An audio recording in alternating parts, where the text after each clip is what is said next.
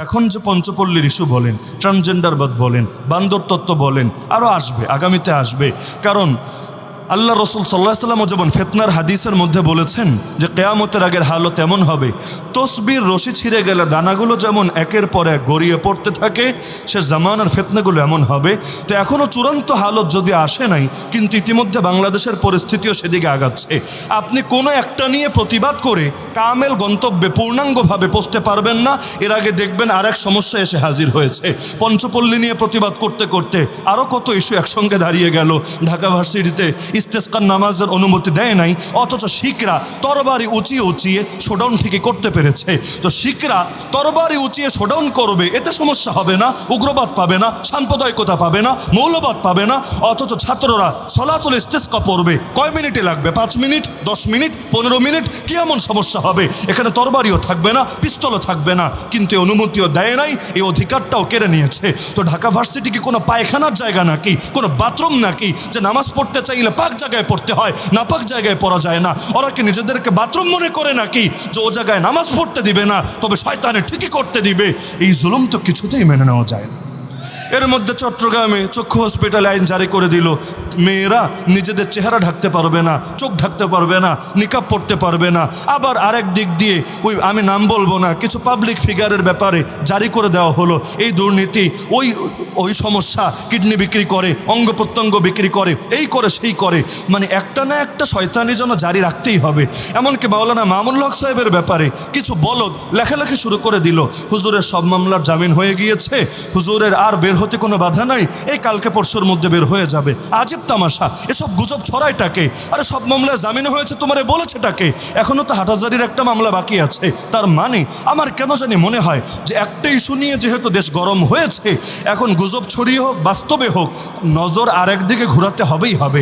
আমাদের যত আন্দোলন হয়েছে, প্রতিটা আন্দোলনে দেখবেন একটা আন্দোলন নিয়ে সিরিয়াস হতে না হতে আরও 10টা আন্দোলনের প্রেক্ষাপট তৈরি হয়ে যায়, যার কারণে পাবলিক এখন আন্দোলন করার শক্তিই পায় না। এখন ডাক দিয়ে দেখেন কয়জন মানুষ ময়দানে নামার হিম্মত করে, মানে আন্দোলনের জজবাটাই খতম হয়ে গিয়েছে।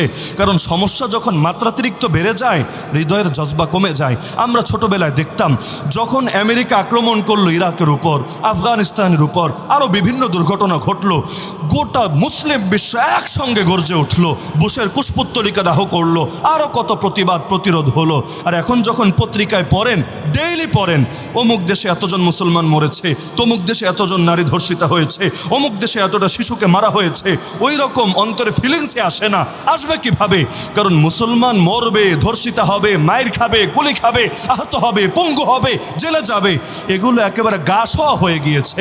তো সবরে তাওইল, এই মাত্রাতিরিক্ত সবর করলে অনেক সময় যদি জুলুমটা গা সওয়া হয়ে যায়, তখন আর লোকে জাগতে চায় না।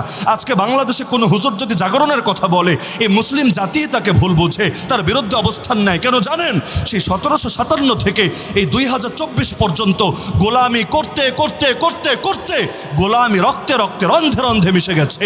এখন কেউ যদি এমন কথা বলে যেই কথার কারণে তার গোলামির জীবনটা ক্ষুণ্ণ হয়ে নতুন কষ্টের জীবন, জিহাদের জীবন, মুজাহাদার জীবন হাসিল করতে হবে, তখন বলে না না না না, এগুলোর কোনো দরকার নাই, আমি কুত্তার মতো শুধু মনিবের পক্ষ থেকে একটু গোস্ত আর একটু রুটি খেলেই চলবে।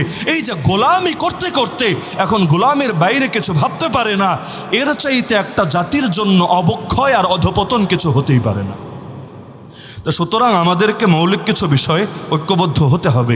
কয়েকটা আন্দোলন আমাদেরকে এখন চূড়ান্তভাবে ফিনিশিং দিতে হবে। স্বাধীনতার 53 বছর হলো, আর কত ধৈর্য, আর কত সান্ত্বনা? খাতমে নবুয়তের আন্দোলনকে চূড়ান্ত করতে হবেই হবে। আমার একটা জিনিস ভালো লাগছে, আলহামদুলিল্লাহ সুম্মা আলহামদুলিল্লাহ, খাতমে নবুয়তের 7টা সংগঠন হুজুরের নেতৃত্বে আলহামদুলিল্লাহ ঐক্যবদ্ধ হওয়ার কাছাকাছি। কাছাকাছি কেন বললাম, এর বিস্তারিত ব্যাখ্যা ওদিকে যাওয়ার দরকার নেই। কাছাকাছি আমি নিয়মিত হার রোজ দোয়া করার চেষ্টা করি যে আল্লাহ পীর সাহেব হুজুরকে আপনি নেক হায়াত দান করেন, হুজুরের জীবদ্দশায় এই খাতমে নবুয়তের আন্দোলনের বিজয় দেখে যাওয়ার তৌফিক দান করেন। কারণ চোখের সামনে অন্ধকার দেখতে পাচ্ছি, আমি এটা কল্পনাই করতে পারি না যে হুজুরের পর এই আন্দোলন ধরনের কি হতে পারে। কারণ এত পরিমাণ দুই নম্বরই দেখতে দেখতে অনেক সময় এখন মনে আশাই জাগতে চায় না, আসতে চায় না। তো যার কারণে আল্লাহ হুজুরকে আরও দীর্ঘনেক হায়াত দান করুক। প্রয়োজনে আমাদের মতো অনেক নওজোয়ানের জীবন আল্লাহ তাআলা তাকে হাদিয়া হিসাবে দান করুক, যে তবুও এই খাতমে নবুয়তের আন্দোলন চূড়ান্ত রূপ লাভ করুক এই জমিনে।